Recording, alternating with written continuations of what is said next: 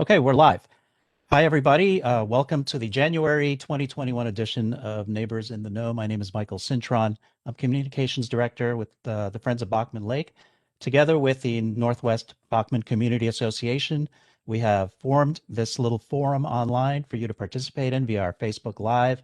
And we want to share community activism. We want to share information from departments that affect our community. And today we are featuring the Dallas Police Department, code compliance, as well as homeless solutions. So I hope you find this interesting. Happy New Year to everybody. Hope you're staying safe. And before we begin with the introductions, I'm going to go ahead and set up a few reminders. So bear with me as I share the screen and open up a couple of reminders that we want you to be aware of. So first of which is there is still an open survey under the Bachman Area Plan. And if you go to friendsofbachmanlake.org/Bachman Plan, you'll find information about the improving mobility and access all around the Bachman area. And your community input is really needed. I think there were less than 200 participants in the survey as of December. So we really need to amp this up. It has been extended to February 28th. So please go to the friendsofbachmanlake.org homepage. You'll see all the information that you need there. We will also share website URLs with you via the Facebook comments. And by the way, for those of you on Facebook, you can provide a list of questions or comments through that area should you want to ask direct questions to the participants today. The survey, by the way, is available in English and Spanish. And again, it's available through February 28th. Tomorrow, the Good Neighbor program, sponsored by Love Field, is a way for you to get updates on projects that are affecting the surrounding communities, including the airport alternate entrance, Lemon Avenue, and trail work, and more. That's tomorrow at 6 p.m. till 7:30. You do have to register to ask questions and also participate in the virtual segment.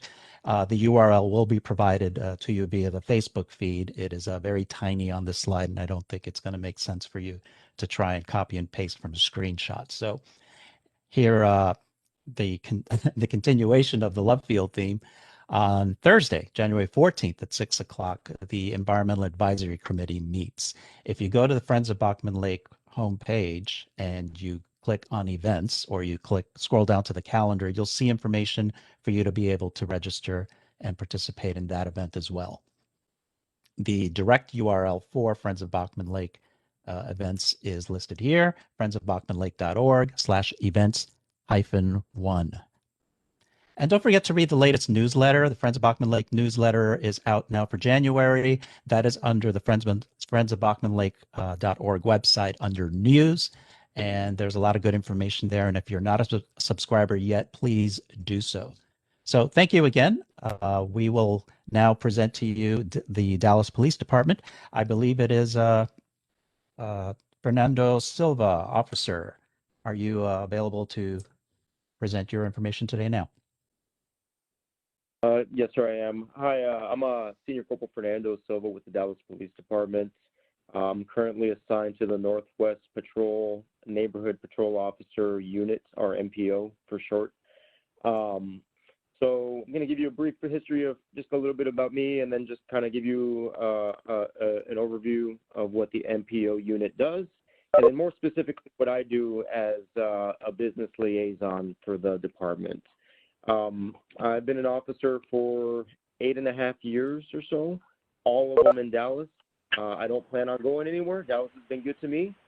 Despite all the negativity that's out there, Dallas has been really, really good to me. So 8.5 years, and I plan to make a career out of it. About a year ago, I transferred to the Northwest Patrol Division, where I'm at now, and I took up the business liaison position within the Northwest NPO unit. So that's kind of a brief history about me and the department. Prior to that, I did 7.5 years at a different station, or worked in different shifts at a patrol level, did a little bit of community work, did a little bit of crime suppression work and all kinds of operations. But like I said, about a year ago, I transferred stations, and I am now at Northwest Patrol. And I think for me, it's been an amazing move. It's been a good experience for me overall. For those of you that don't know what the NPO unit does, the Neighborhood Patrol Officer Unit We basically serve as a liaison between the department and different community members and stakeholders within the Dallas community. And so we typically work with community members via crime watch groups, business associations, working in tandem with different city departments and also city council to address different quality of life issues that may be persistent in the neighborhood, right? So if you have a persistent issue going on in the neighborhood where, you dial 911, but, it's just one of these Band-Aid kind of solutions, we try to find an actual solution for the issue. Maybe that's referring a homeless individual to, some city services to get them some housing, or, or finding some sort of other solution aside from just the standard police work of, citation and arrest, right? Those are still options. We're still officers. We're still in full uniform and everything, and we're still obligated to follow what the Texas Penal Code advises to do. But we try to find other alternatives to find some permanent solutions to some issues going on in the neighborhood. So it's kind of a recap of what the NPOs do. What I do as the business liaison for the division is I work real closely with the business community. So whether you're a small mom and pop type shop, a little taco stand or something like that, or you're a mid-sized business, or you're a huge corporation like Target, I serve to be a voice for that business community within our department. So if there's some sort of quality of life issue or some sort of need that needs to be addressed, then either I help out directly or I can coordinate between myself, other members of our unit, and other city services to address those issues. A large portion of our issues here at Northwest is going to be homeless kind of issues where there's trespassing or just quality of life issues, litter, trash, things like that. So we try to coordinate as best we can with other city services as well, and offer assistance in every way we can. For business specifically, I assist with holding crime watch meetings with different business associations in the area. I help with assisting with putting in place criminal trespass affidavits, which just allows myself and other patrol officers in the area help out with the trespassing issue. We also coordinate different community events, whether that's food drives or some sort of shoe drive or some sort of community event. The most recent one being the Toys for Tots event, where we gather toys and we host families and we give out little packages of toys for kids and families that are in need. And so that's what we do. We you have to kind of be a jack of all trades to be an NPO. You got to be firm when you need to, but you also have to be be able to get down on a knee and hand a kid some gifts, and high five them, give them hugs and all that good stuff. So you got to be a little bit balanced, like I said, jack of all. The other thing that we do is for yeah. Thank you. Some of the other things that we do is we coordinate where we place different police resources, whether that's extra patrols, maybe a decoy squad car, maybe some bait vehicle equipment. We send those requests to our different units within the department based on need and based on priority. And so we coordinate with that as well. That's pretty much the gist. I mean, like I said, jack of all, sometimes every day is a little bit different, but that's pretty much the gist of our scope in the NPO unit Northwest, and pretty much the scope that I do as the business liaison for Northwest. So I guess with that, I'll open it up for questions, or anybody's. I can't see any questions on my end because I'm doing the call conference option. So if anybody, Michael, if there's any questions on the board or anybody has something to say or to add, I'm all ears. We are scouring the Facebook feed now, and should any pop up, we'll let you know. I do have a question. How did COVID-19 affect the overall work that you do? Has it been exacerbated, or how's it affected you? So it has affected the Dallas Police Department tremendously.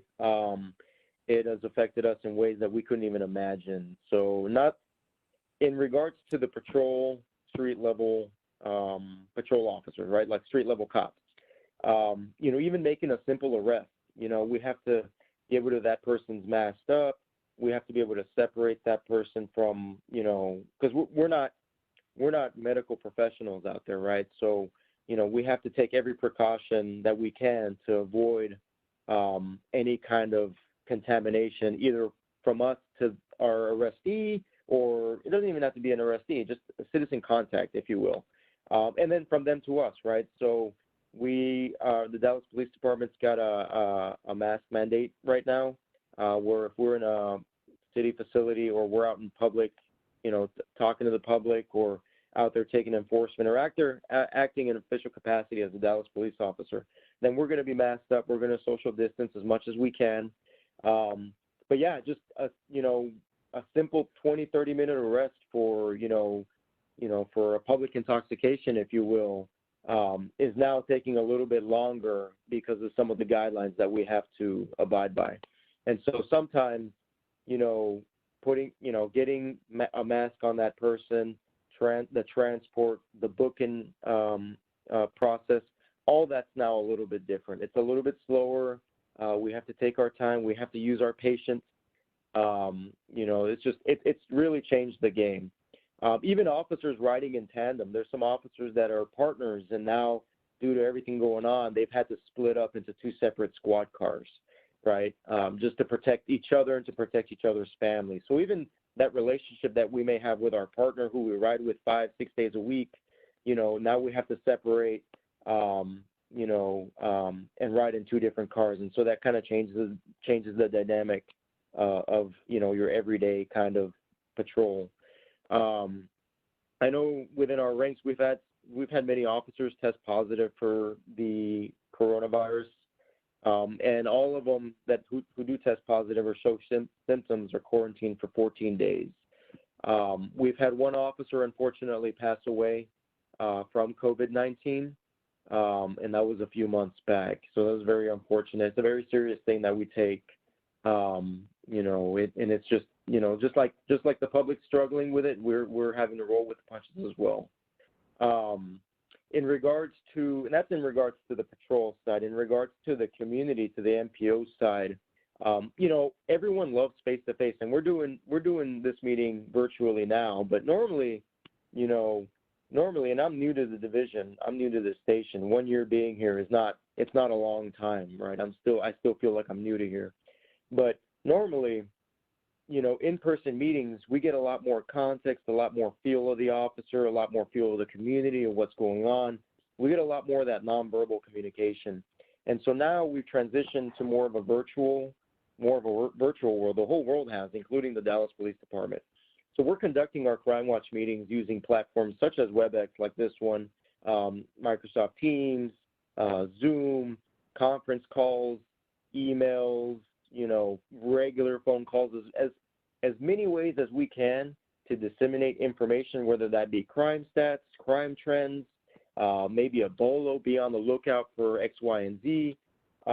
We've had to adjust. We just plain and simple, we've had to adjust in the way we do some outreach.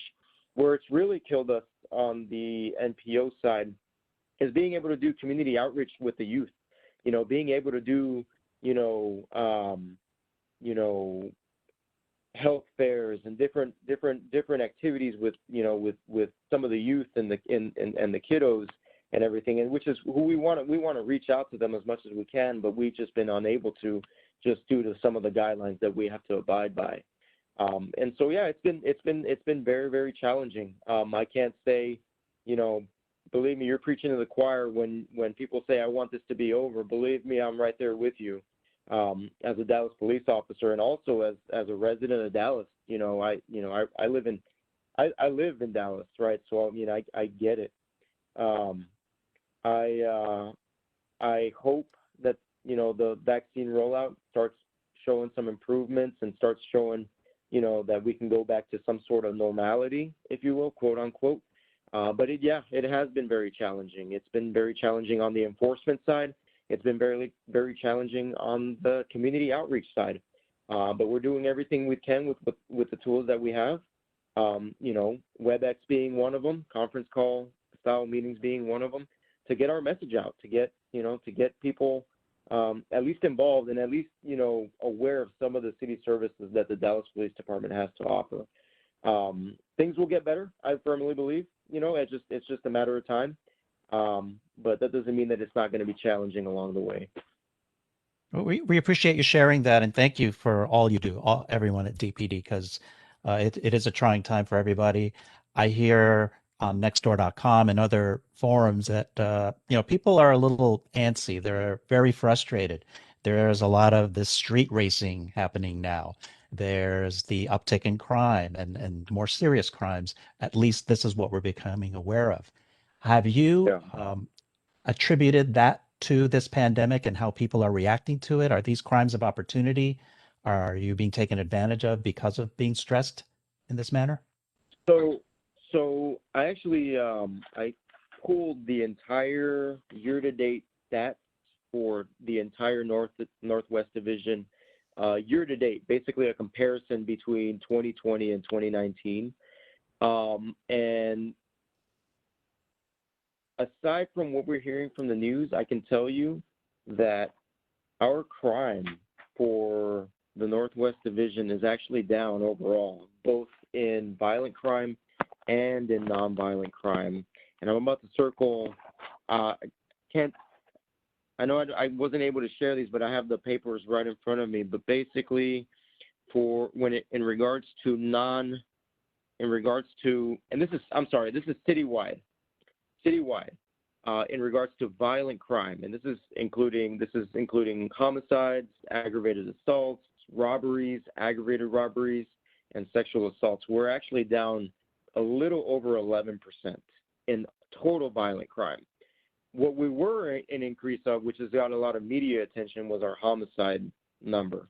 That increased by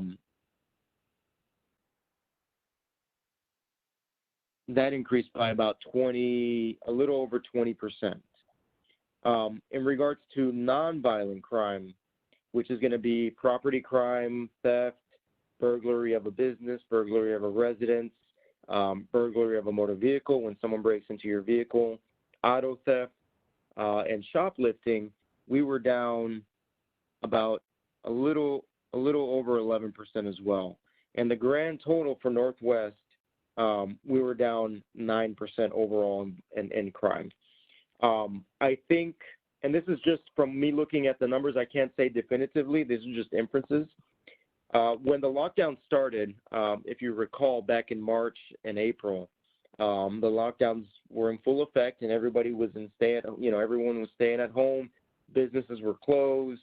Parking lots, commercial parking lots at least, were empty. Parking lots in the universities and schools were also empty as well. And so we saw a pretty significant decrease in property crime. We also saw a decrease in violent crime, but in property crime, it was pretty significant. And that I attribute, and like I said, I can't say for sure, but that's because the opportunity for there to be a car break-in in a packed parking lot wasn't there.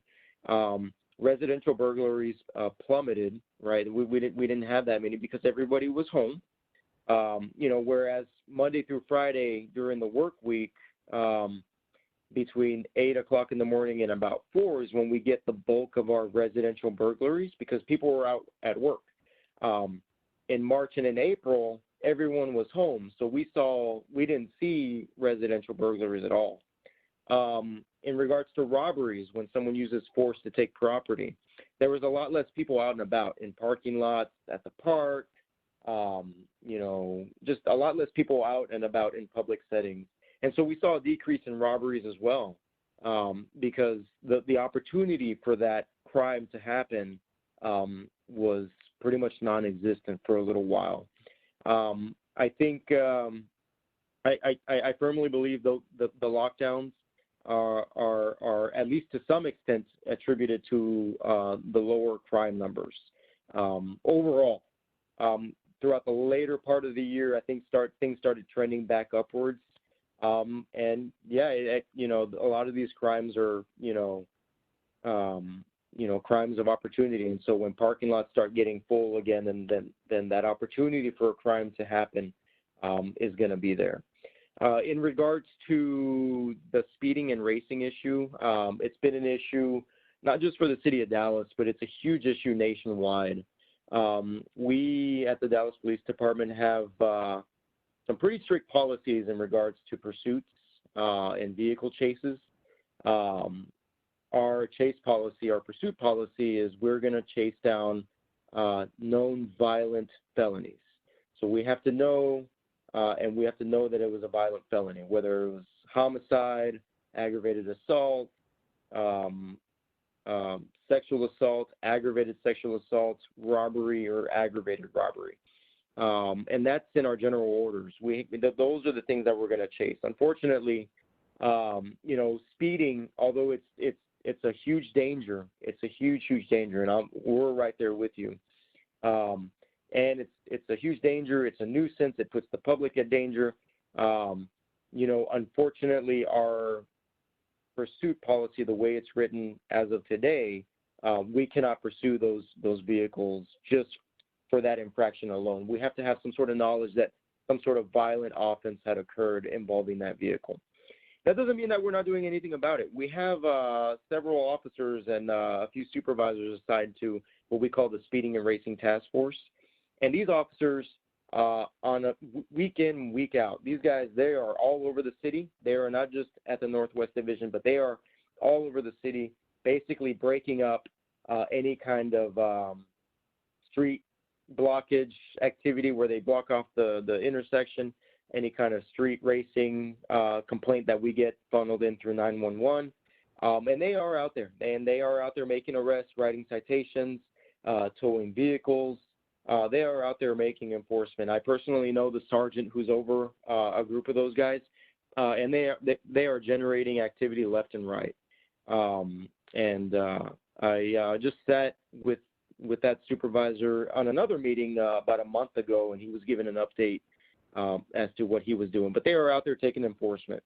I know we're citing spectators as well. We are citing those who are using the vehicles as well and operating them. The biggest concern for us, like I said, is the safety concern, right? And so we put out bulletins all the time to the media to just to not be doing this kind of stuff, to trying to explain the dangers of speeding. But it's a work in progress. It's not something that's just uniquely in Dallas. It's something that is pretty much nationwide. And our intelligence officers do a really, really good job of disseminating kind of intel to our patrol officers, and specifically the racing and task force officers, to be better prepared and more equipped as to where they're going to be at. One of the techniques that I've been using as the business liaison, working with different commercial properties, such as TXRE, Sabre Property Groups, the Felder Group, is since these properties, these management companies own pretty much entire parking lots and entire retail shopping divisions, if you will. So, for example, at Webb Chapel and Royal is the Webb Chapel Shopping Center. I think it's the Royal Plaza, Webb Chapel Plaza Shopping Center. And I set them up with a criminal trespass affidavit to be able to enforce a misdemeanor B offense if there's a bunch of racers and people just hanging out in the parking lot after hours when they shouldn't be. And so the CTA basically allows our patrol officers to go up there and make contact with or without a 911 call, because we know there's an active criminal trespass affidavit on file on that property. And that intersection specifically has seen a huge decrease in the amount of street racers that they get on their property because of that technique that we've been using. And I've been trying to implement it with different commercial properties. So if you know of any commercial property managers that have big parking lots and big shopping centers that would like to set this up, believe me, I am on board with doing that. I'll give them my email right now, and we can set that up as early as tomorrow.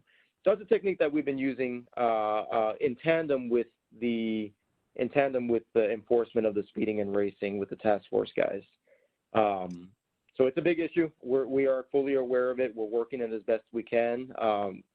with the manpower that we have and the policies in place that we have as well.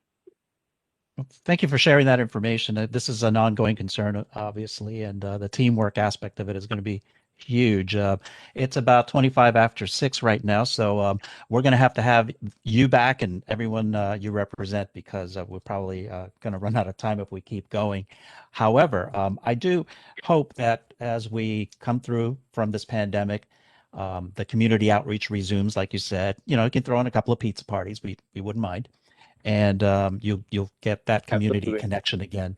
And we'd like to help you as much as we can. So if you have any information that you want us to use our tools to be able to disseminate, by all means. So yeah, we're just a little antsy. I hope that the Dallas Police Department also has a good team of psychologists and everybody who can help, because I think there's going to be a little mental shake on the community after all this. It's happening now, and I don't know how it's going to manifest if it does. But anyway, I know you guys are the guys to help out with it, so we really appreciate it. Officer Fernando Silva, thank you so much.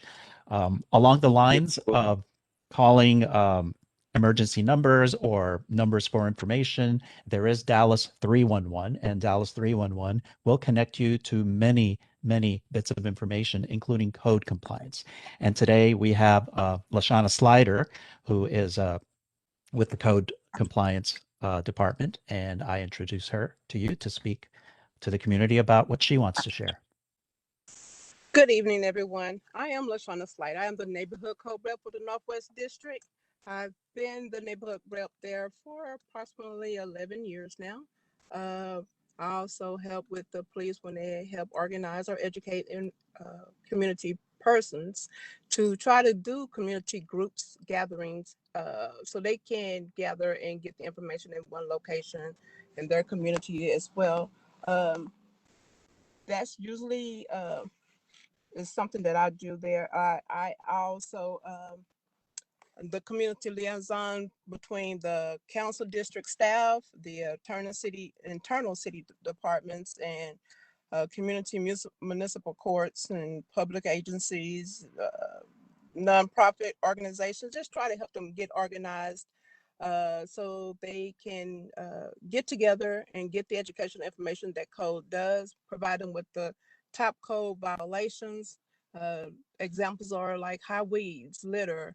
A lot of people are not understanding, just because they have stuff sitting out on the ground that is considered litter, not just necessarily pieces of paper or trash or something that is laid out, or tree branches that they cut or scattered across the yard or leave laying as they fall. I attend most and all of the HOA meetings, Crime Watch, neighborhood associations in the Northwest District. I am responsible for the entire Northwest District to attend those meetings. Let's see. I sorry, y'all, kind of on the spot here. Y'all have any questions for me for code, maybe? I don't want to take up a lot of the time here. Well, we definitely appreciate what you do, and some of us have had the pleasure of meeting you in person, and we greatly appreciate that. And I remember a lot of the questions that come up is the distinction of what falls under code and what does not. We get a lot of, can this person park here kind of thing versus somebody having their lawn overgrown. Can you clarify for the audience a little bit as to what constitutes a code violation and where 311 can best direct them elsewhere?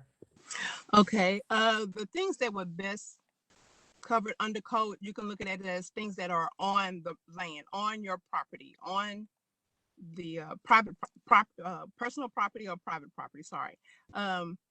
Then the things that are on the street or that would be DPD pretty much handles any criminal or parking issues there.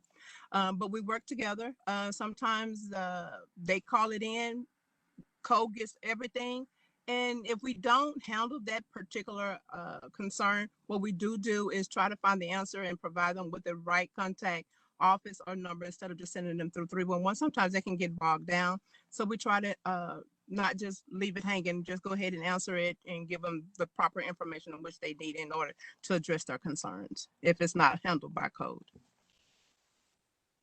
Okay, so here's the trick question, right? So if a car is parked on someone's property, but it's grass, Is that code or is that? That would be code. Okay, Because it's on your property. yes. Excellent.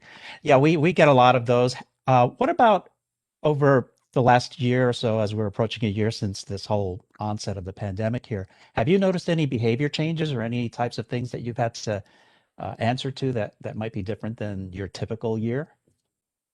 Yes, the things that I've had to deal with a little bit more than typically is when making contact, trying to encourage everyone to wear their proper face mask covering or their gloves, depending on the situation. Not to only just say protect themselves from me, but me from them as well. Because we don't want to spread it. We want to try to get a handle on it, and we can do our part. And I try to educate them on that part of how important it is, and that if there's a business, try to educate them that current policy or procedures that's out there, that they have to post those signs for their patrons or their employees to be wearing their masks uh, when they're not eating or drinking something at the time. So those health and safety policies are also encouraged and required. So we try to provide them that information. Do you have much face-to-face contact from, depending on what the code violation is, or is it just leave a sticker on the door? Or when is it that you would have to actually physically speak to someone?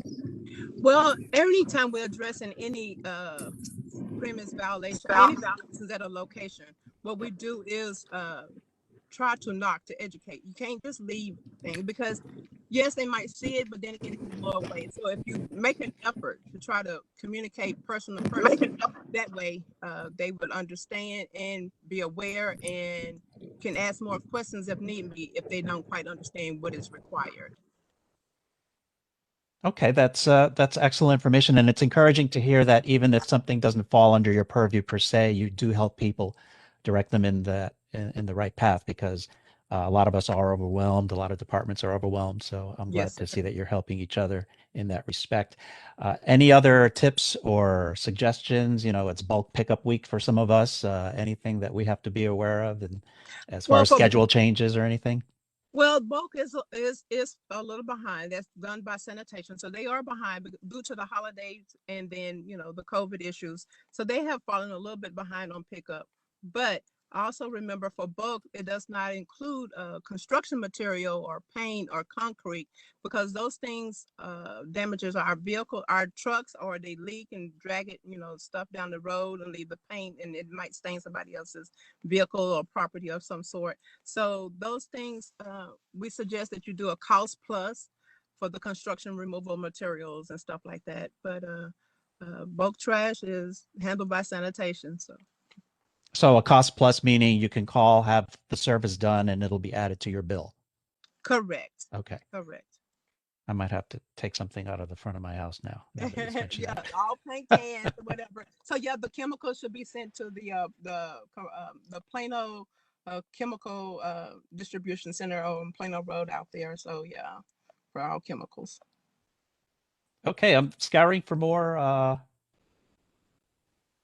Oh, somebody's asking from Facebook, do we have an update on the property next to the Cottage Lounge on Northwest Highway in Webb Chapel? That is being handled by our community prosecution division. Okay. No, actually, it's not a community prosecution case at this time. Although I do see that that work is being done on it by the owners, but no, it hasn't been taken by community prosecution yet. Okay. And that is David Wilkins, community Yes, prosecutor. Is that correct? correct. Yes, that's correct. Northwest Thank you. Community Prosecutor. Thank you. Thank you so much. So can you enlighten the audience, either one of you, as to what the complaints about the property are? Well, I think the complaint about the property was that it was sitting there vacant, and not being. It was in the midst of not fully being repaired, and movement had stopped on it. Right. I think it was sent over to ICR, Intensive Code Review, which is not general code, so it's not their office, but it's not my office either. Okay. Well, the original complaint was it being open and vacant. The homeless kept getting in, and eventually they did set a fire and cause it to burn a little. Trying to get the property owners to do something, fence it off, uh, guide us on what their intentions are for the building. They ran out of money when they originally started to do construction, and then they kept getting broken into, so the damages got worse and more issues piled up. So with that being said, they stopped all work, and then it was referred to, okay, he's in our intensive care team that does our hard projects. So at what point does enough become enough? At what point do you hand it over to whomever would just say it's got to be taken over, condemned, or what have you? Does it ever get to that? Yeah, at some point it'll come to us, and we'll open suit. We'll either file suit in district court, or with a building like that, we'd probably take it to municipal court for urban rehabilitation docket. Good to know. Appreciate that. I know a lot of us have properties in and around our neighborhoods that we want to probably condemn sooner than is merited, but that's excellent to know. So thank you very much, both of you. And one of the things that has been quite obvious during this pandemic has been the increase in homelessness. There's food poverty now, there's house poverty, evictions, and we're seeing it throughout the city. We're seeing it in places that we expected, but we're also seeing an increase throughout places. And we do have Mr. Shannon Browning, who leads the outreach efforts for the homeless solutions here in Dallas. And I give you the floor. Thank you. Thank you. Yes, my name is Shannon Browning. I am the manager over our outreach team. One of our main focuses in services that we provide is to target our unsheltered population. These are going to be people in the wooded areas, under bridges, and things of that sort. So we have a dedicated team in these assigned to certain areas that we try to go to based off service requests that we get through 311 to try to go out and investigate these encampments and offer services and really try to link them into emergency shelter or case management, so just to try to get them on the ball rolling towards someone. In COVID, like I say, this definitely, made it difficult for not only us, but definitely the homeless as well. It's made it very challenging for them to try to get services or placement because of just due to you have to being able to provide negative results to even get into a shelter. So most of the shelters are not even occupying at full capacity. So we know that this was a huge challenge before in Dallas, not being enough shelter beds in before. Well, it's even harder now due to them not even working at full capacity. So, and we know a lot of people lost jobs and things of that such over this past year. So, we've seen an influx of homelessness, different encampments and things in that area. So, so throughout this past year, I know we had the over at the K-Bay Hudson Center where we tried to open up and have some people in. I believe that lasted from about through March to about July. And then for the rest of the time, we did have our one of our hotels open through people that could come in and stay as well. So some of the current services that we do have now, we have the Welcome Center. We've partnered with our calling. And at this place, they can receive multiple resources. One of the main ones is COVID testing and TB testing. And once they have their results, they can then qualify to go into a shelter of their choice based on bed availability. And just going forward, I know some of you may know, but the city of Dallas did purchase 3 hotels, which is going to help tremendously. But in the long run, we plan on using these for some rapid rehousing, but just for the short-term interim.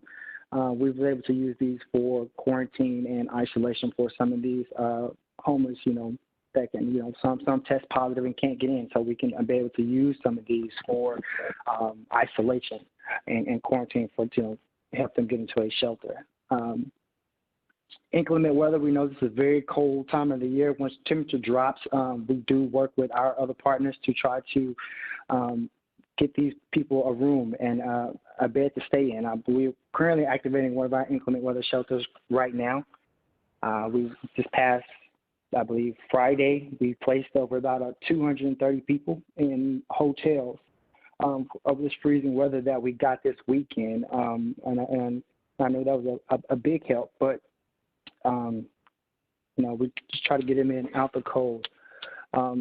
Anyone has any questions so far? Just kind of just going through, touching on each topic of what we're doing. I just want to make sure I want to just catch some questions along the way. There are a couple of questions. I have one out of curiosity. How do homeless people receive stimulus checks and things of that nature just to cover some of their needs? I don't. That's going to be personal. We don't have anything set up for us for them to receive their personal stimulus checks and things of that such. That's a good question to ask, but we don't assist with that. Okay. We do have another question from Facebook, and that is, do we have an update on when the Salvation Army campus will begin construction off of 135 and Regal Row? I do not know. The construction for the Salvation Army, you say? Yes. Oh, yes, ma'am. I apologize, but I do not know the answer to the operation of that construction. Okay, thank you. The Salvation Army. Okay. I did have a question as to, it's kind of like a wish list, whether it be more staffing, whether it be more facilities, out of the box thinking. What magic wand, if you could wave, what would give you the tools and the ability to tamp down this program and see it starting to reverse? Because we can only see the trend going the other way. We're worried about that. If you go west of I-35, you see a ever-growing encampment along Walnut Hill in that little industrial area. So you see construction of new warehousing, and yet you see the destruction of a society right across from it. So what would you think would be the top things that you could use if you could have them? I would say in short term here, just always say the answer to homelessness is a home. If we could have more places and availability to put some of these individuals with ongoing supportive assistance, that's very well maybe in handling them to be homeless, whether it's different treatment or things of this such. Those is one of the main things I definitely think we need to really combat this nationwide crisis that we're dealing with homeless. And I know people think Dallas, but it's happening all over. And all over Dallas. So I would say as long as we're working, I know that we just purchased 3 of these hotels. That's going to definitely help with rapid rehousing, just help getting these people back on their feet. And it just, every homeless person's situation is different. Not all of them are chronically homeless. Some just need, some assistance. Hey, I have family in Austin.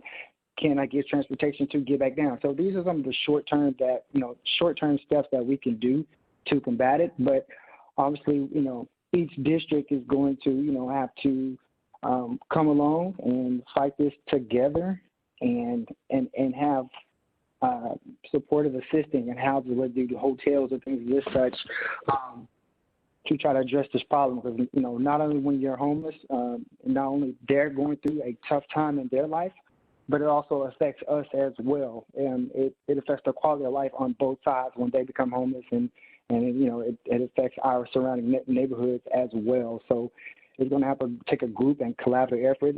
It's not nothing that's going to be solved overnight. It didn't happen overnight. And so slowly but surely, I hope we can just continue to find different ways to increase emergency shelter beds and supportive assistance and just some room and board. That's ultimately the goal, if I answered your question. No, that's very fair, and it's a very hard issue. One comment was thinking again out of the box, and can the city of Dallas install outdoor toilets or showers by the encampment by the FBI building? And the reality is that there are not enough shelters, as you alluded to. and the sooner the better in getting that taken care of. Other cities are doing tiny home communities, other ways to give them that home as you speak. So we're going to need to think big, and there are people here I see that are very much on this topic. So however we can be the voice and the megaphone for that, let us know as well. Thank you. Thank you. I said, look, I know the porta potties wasn't an concern, things of that such, but I believe they tried it in the past, and I believe it didn't work due to, you know, just as far as the maintenance on them, and we worried about people locking them and not being able to get in. There was a couple of small issues that was, you know, kind of combating that, but I'll definitely bring that up again to see if that's something that we can try to implement and can monitor safely and effectively. For some of these areas. And just by the way, while I'm on this topic, I know that people are saying the influx of encampments, and there's, you know, they're saying there's tents here and there. So currently we are under following CDC guidelines of not moving or displacing any homeless encampments. We know we've seen a huge wave that's coming us recently with the homeless as far as the COVID cases on the rise. And again, this goes back to the shelter beds not being, you know, not at full capacity, and it's much harder for some of these homeless to get shelter beds and the emergency assistance that they need. So we sent the email out to council that was approved to pause the encampment resolutions on what we would normally go through and try to conduct clean sweeps of these homeless encampments and try to keep these areas clean and in our neighborhoods, but as of right now, we did pause on these home encampments, but we do try to work within the guidelines of them. So right now, you'll probably see us out in our hazmat contract workers, and along with assistance from DPD, we try to do clean up litter and debris at these locations, anything that's going to be a public hazard. So we do try to really focus on public health and safety. We're trying to clean up these areas. We have outreach staff handing out hand sanitizers, some basic hygiene things, trash bags, things that's going to help improve these areas. But for right now, we are under temporary suspension as far as encampment resolutions. Fair enough, and thank you so much. That's good to know, and we all have to kind of alter our ways of doing and thinking for the moment, at least until we get back to that normalcy, as it was mentioned earlier. So thank you again, and we really appreciate. Any other questions? I think I saw a couple of issues from prior topics. First of all, a hat tip to the code folks and everyone involved with the old La Jaivita at Northwest Highway and Webb Chapel Extension. Good to know the work has started on that. And I think there were questions about late night activity. So there was what's being done about activity for places open after 2 a.m. This goes to DPD, I guess. For example, the 3 deaths about a month ago at Walnut Hill and I-35 at one of the bars. And then also the concentration of, I guess, attacking the prostitution problem, being concentrated in a finite area that was not extended to Denton Drive, where there's actually new sidewalks and new lighting being put in. And the question was, why wasn't it extended to that area? Anybody on DPD that want to take the late night bars and the prostitution issue?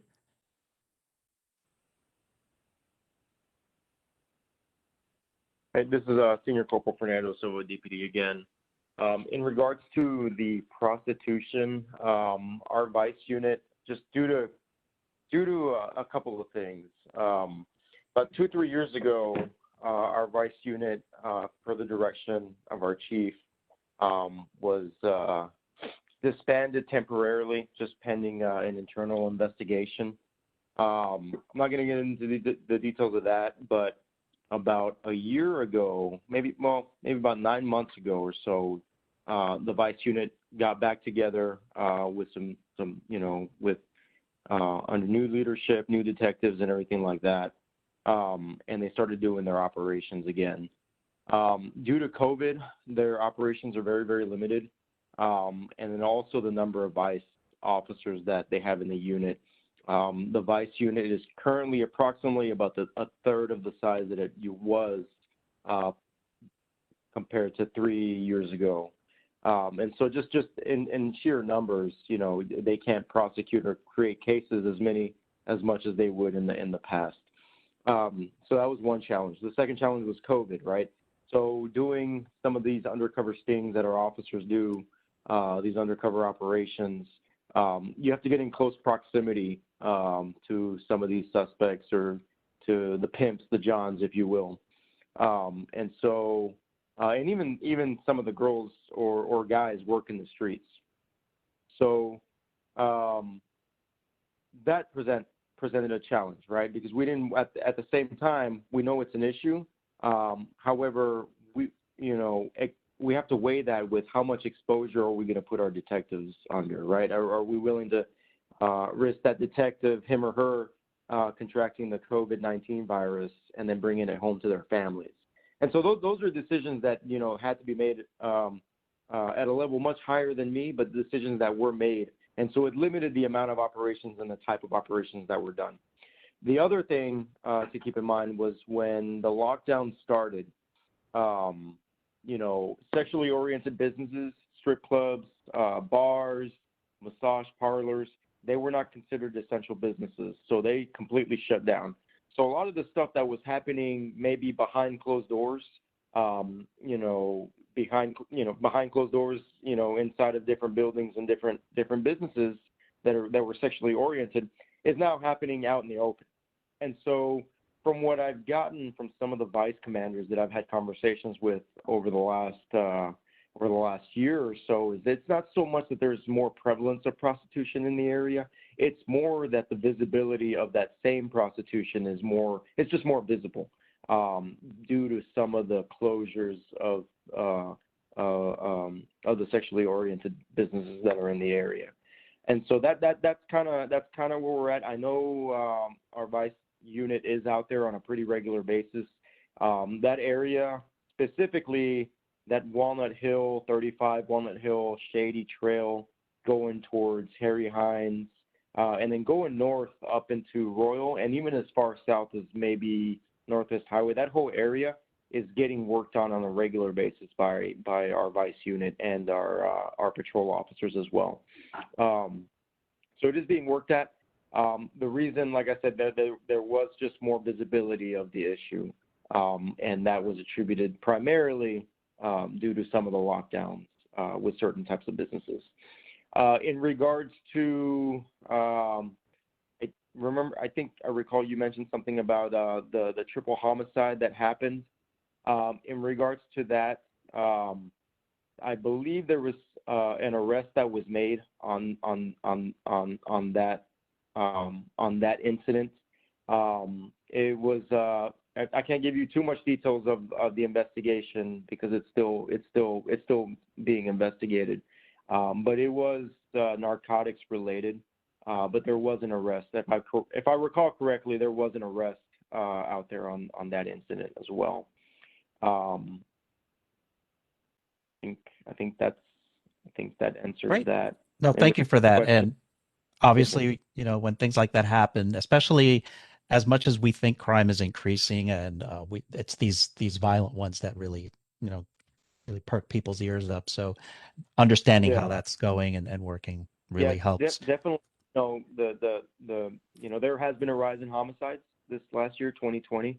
And that's certainly going to make the headlines and certainly makes it a hot topic, which it should be. It is something that we are trying to address. And just for clarity, we did reach out to Council Member Omar Narvaez, who's District 6, about the program to concentrate the vice along Harry Hines and Royal and I-35 corridor, and why Denton was not included. And to our understanding, it is that this is a trial program. It needs to be staffed appropriately, and limiting that scope is a way to do that. Go back to the table and see what worked and did not work. So it's not the end of the story, and that's pretty much how we understood that message to be. Yeah, it's a work in progress. We definitely want to do things the right way as a police department. Our scope of authority, we have a lot of authority out there, so we definitely want to do things the right way. With COVID and some of the other challenges that we have, it's a work in progress. But progress, no matter how small it is still progress. Fantastic. Well, I think we're coming up on close to the top of the hour, so I want to thank everyone, DPD, Code, Homeless Solutions, and everybody else participating on Facebook Live, as part of the team of Friends of Bachman Lake and Northwest Bachman Community Association, and wish you safety and smartness out there. So we'll be back for the Spanish session at 7 in just a little few moments. So thank you again, everybody. We will share the links. The video will be available as a Facebook Live recording. As soon as this is over, we will upload it to our webpage as soon as practical. So thank you again and have a wonderful evening, everybody.